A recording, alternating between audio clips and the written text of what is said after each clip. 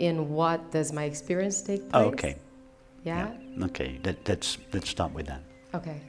In what does my experience appear? Yeah. So, by experience you understand, I just mean thoughts, feelings, the sensation of your hand on the mic, the perception of this room or the sound of this voice. Yes?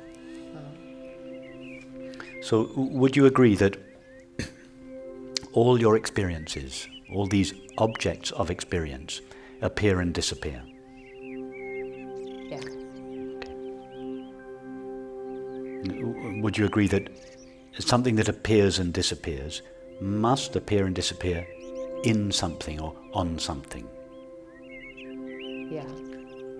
You can't have a movie without a screen or a cloud without a sky. Don't say yes if you don't understand, because as soon as we stop understanding each other, everything downstream will not make sense to you. So don't feel shy about saying no if what I'm suggesting is not absolutely clear. The movie example, I get it. I Yeah. can't see a movie without the screen. Okay. You know? I get those. The clouds with the sky. Okay. It's just, I bump into a wall. When you try to relate it to your experience? Yeah. Okay, perfect. Yeah. So take a thought. Don't tell us what it is. Any thought. Okay. Doesn't matter. It's content. And already that thought has vanished, yes? Yes. So that thought, before I suggested taking the thought, it had not yet appeared. And by now it has already disappeared. For a brief length of time it was present. It existed. Yes? Now, that thought, when it existed, must have existed in some kind of field or medium. In just the same way that a movie, relatively speaking, has to appear on something. You can't have a movie without a screen, at least not yet. I'll have to upgrade my metaphor in a few years' time to include holographic movies, but for the time being we're stuck with screens and movies. So the thought must appear in something.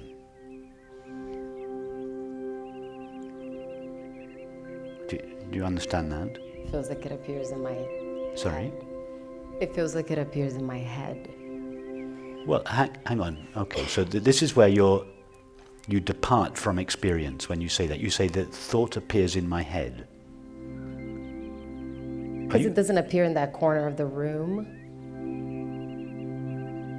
It just seems to appear in my head. It seems to appear in your head, I agree with you, but we're not interested here in how things seem.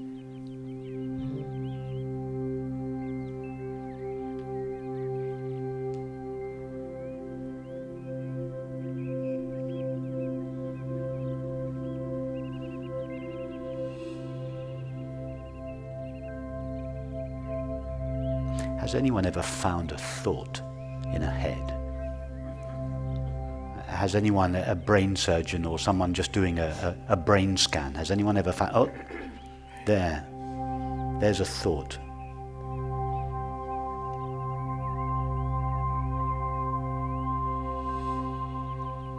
You're superimposing the idea of head onto that in which your thoughts appear.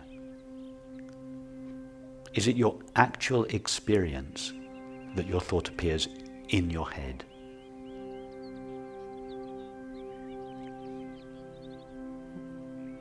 No. Where does I can't say where it appears. Okay, that's very good. You can't say where. That's a good start, because up until a few minutes ago you were convinced that your thought appears in your head. So now you've taken one step. I don't know in what my thought appears. That's a very good step. It's a big step.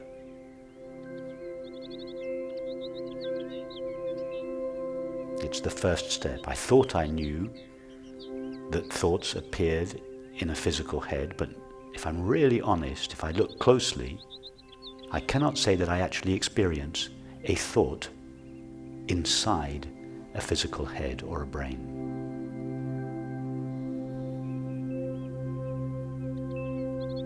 What about your feelings? Where do they appear? Or in what? Your feelings come and go. Yes? They must come and go in something, in some kind of field or medium. What do they appear and disappear in?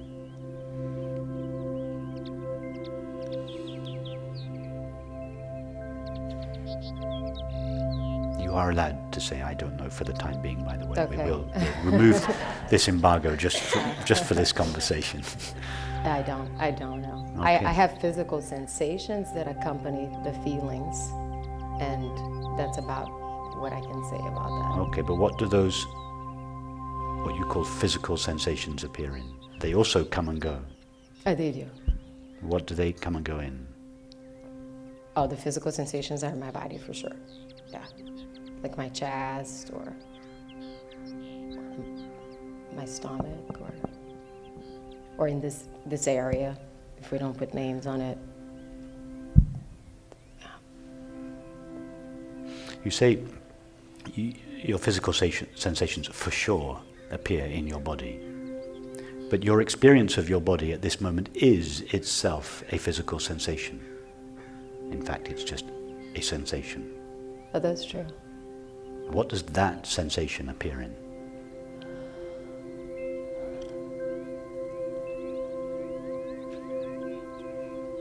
What does the sensation of your hand on the mic appear in?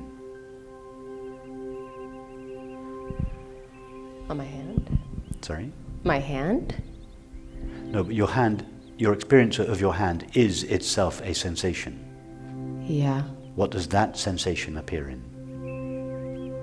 I don't know. That's good. You're not so sure now that thoughts appear in a brain or that sensations appear in a body.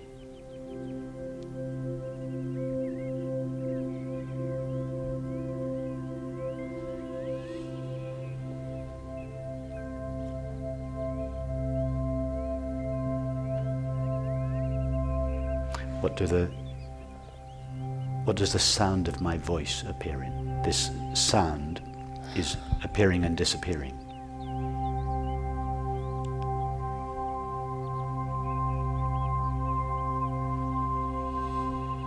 It's a perception, yes? The sound is a perception. Perceptions appear in something.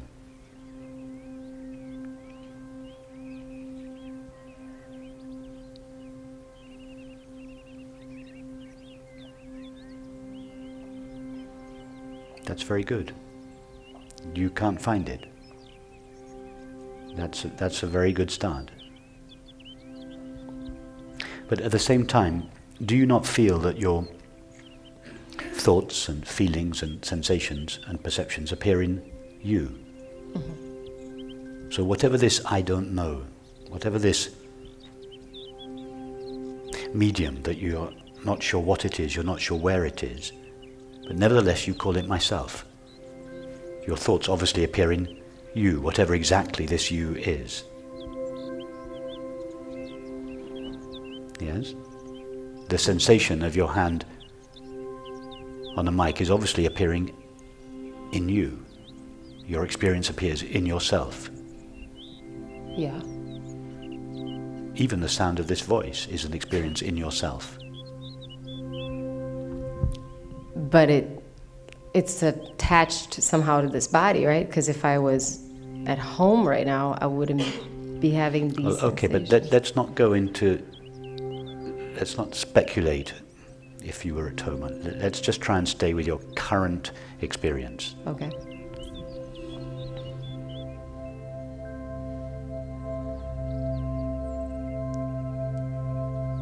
Can you see that whatever it is in which your thoughts, sensations and perceptions appear is not itself a thought, sensation or perception?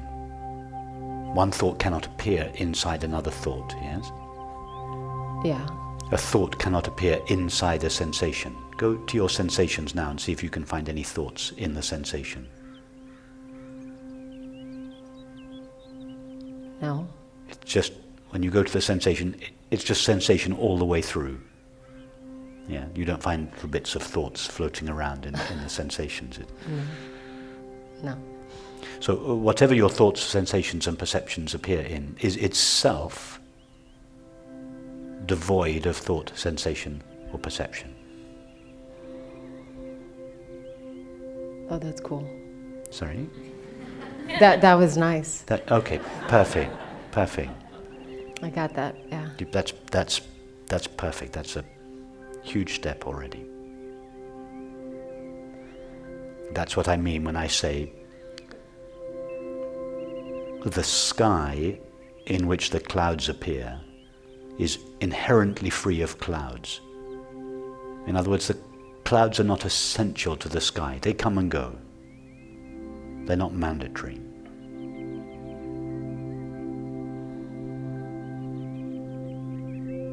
Whatever the clouds appear in, relatively speaking, is itself inherently free of clouds. So whatever your thoughts, feelings, sensations and perceptions appear in is itself inherently free of thoughts, feelings, sensations and perceptions. Yeah? Yep. And remember, that is what you call yourself. My thoughts appear in me.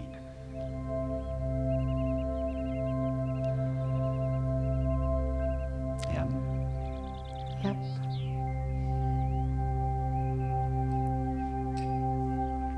And when a thought disappears, what happens? Let's now, I'm now going to have to use the first noun to describe it. Can we agree that whatever our thoughts, sensations and perceptions appear in could be likened to a space, in the sense that space is the container of physical objects? Yeah, so the sky is like a space in which the clouds appear. This room is like a space in which the objects appear. So that your thoughts, feelings, sensations and perceptions appear in is a kind of space. But it's not a physical space, but it's an aware space. Yes? Which you call myself. Yeah? Tell me, as soon as we separate, I'm following let me know. So what happens to this space of yourself when a thought disappears?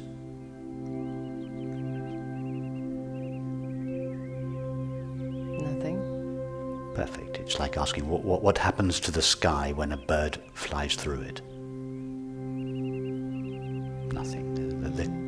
The sky remains in the same condition.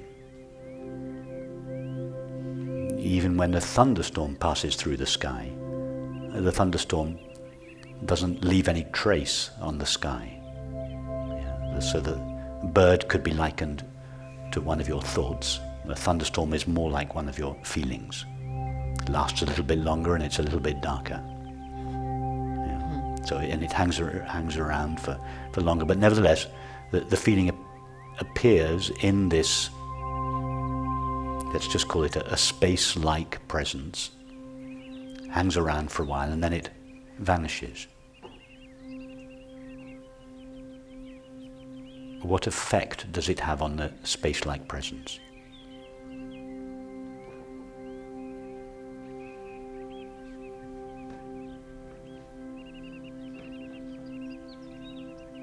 So can anything happen in this space-like presence that would change it?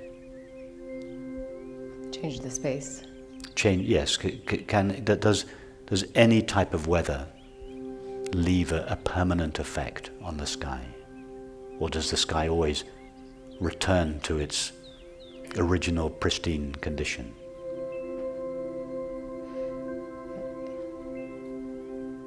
I know what you're saying. I just feel like the weather is changing all the time in that space. So the weather is changing all of the time in that space, but what about the space itself? Does that change as the weather changes? No, I'm just losing sight of the space. That's what's going on. Sorry? I feel like I'm losing sight of the space. I'm Okay, that's fine. So if you lose sight of it, you just go back to one of these questions. In what do my thoughts appear?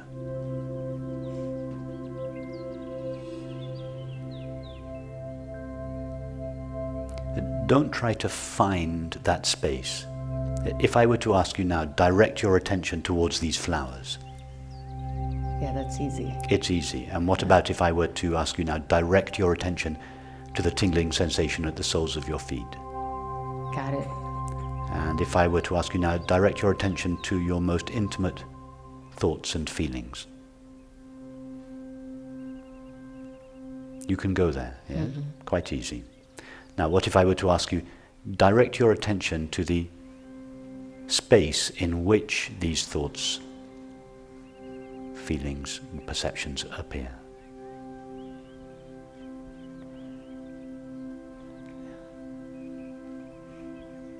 That's why I'm here.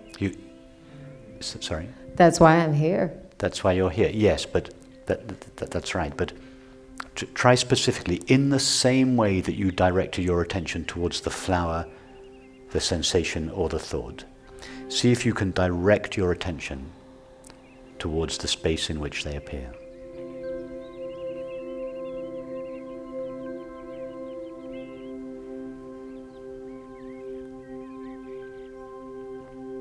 You can't.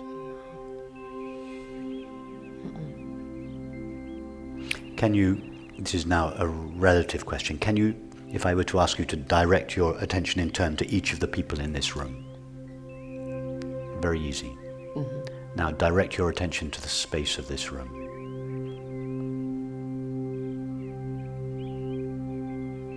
What do you do with your attention? Do you direct it somewhere? It ends up on the objects, for sure. Yes, you can't focus your attention on the space. Yeah. Why? Because, relatively speaking, it has no objective feature on which you can focus. You're seeing it or knowing it, but you can't focus on it. Yeah? Now, go back to the space, or the space-like presence in which your thoughts, feelings, sensations, and perceptions occur. You're experiencing it because it is yourself. But you can't focus on it. You can't find it in the same way that you can find a thought or a sensation. In other words, you cannot direct your mind towards it. And that is why most people overlook it. Because their minds are exclusively focused towards objects. And in between the objects there seems to be nothing. There is nothing in the sense that whatever it is not a thing. It's not an objective thing. But nevertheless, it is yourself. And yourself is not nothing. It is that in which all your experience appears. That's not nothing.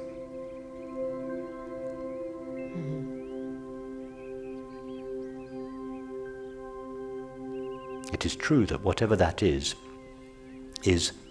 inherently empty of objective experience. Thoughts are not essential to it. Yes? Otherwise, if a thought was essential to this space, the thought wouldn't be able to leave the space. A thought wouldn't be able to disappear. But just like a movie is not essential, if a movie was essential to the screen, the movie couldn't come to an end. So your thoughts are not essential to yourself.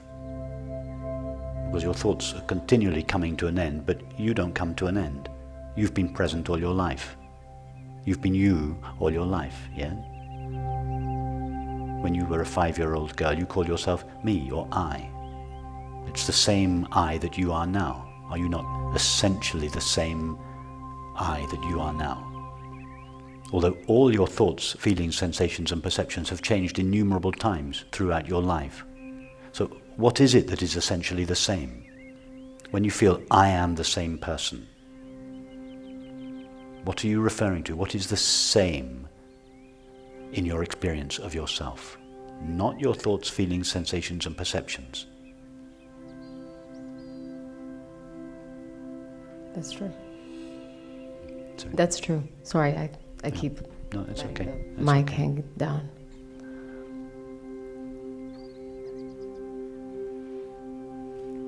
Okay. Let's leave it at that for now. Thank you.